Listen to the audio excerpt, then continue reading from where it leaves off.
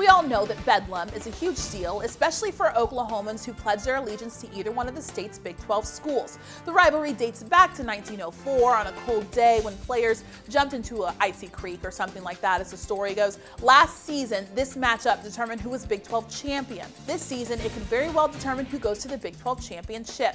But this matchup also pits two of the most talked about quarterbacks in college football against one another for what could be the final time. Their stories are similar but very different.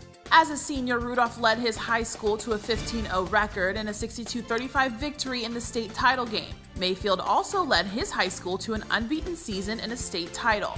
Mayfield was a three-star QB from Austin, Texas, and his recruiting process led him to becoming a two-time walk-on.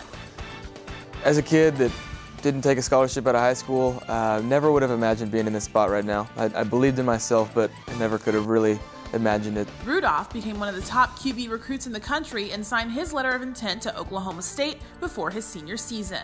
You know, I was fairly well recruited. It was like a three-star, four-star by some, not until I played in the Shrine Bowl game between North and South Carolina my senior season. So, you know, I probably 9 or 10 offers and was kind of down between Ole Miss, LSU, and Oklahoma State. They were both supposed to redshirt in their true freshman seasons, but things changed a little for both when the starting QBs went down with injuries. And I started, preparing like I was a starter and felt like I really, I was only one play away, and I was, our starter was getting hit a lot. Our offensive line play wasn't as great as it is this year and the last couple of years. So Rudolph's potential was never questioned after his first time suiting up. Mayfield plays with the mentality of an underdog who always has a chip on his shoulder. Why do you need that motivation? I think it goes along with kind of like I was saying, never getting too high or too low. Just if I have some days where I need a little extra motivation, I can use that.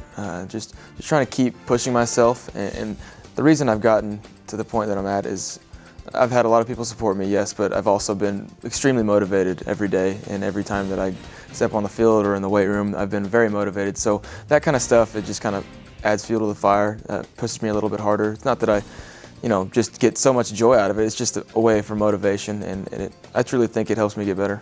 They do play for rival schools, but despite the trash talking, they don't seem to hate each other. In fact, the exact opposite, except when they play. Rudolph told reporters, "I don't like him on the field at all, and he knows that. I don't like him, and I don't like his team," which makes this matchup even better.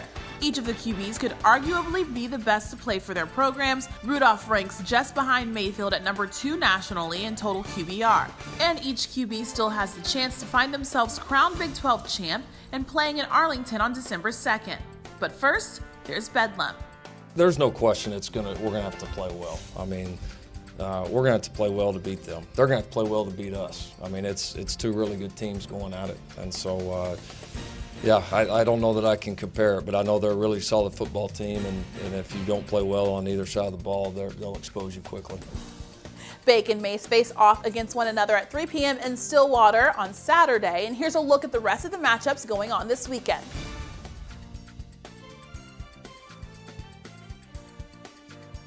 There's plenty of football to watch, so we'll let you get to it, and we'll see you right back here next time. For the Big 12 Digital Network, I'm Christine Williamson.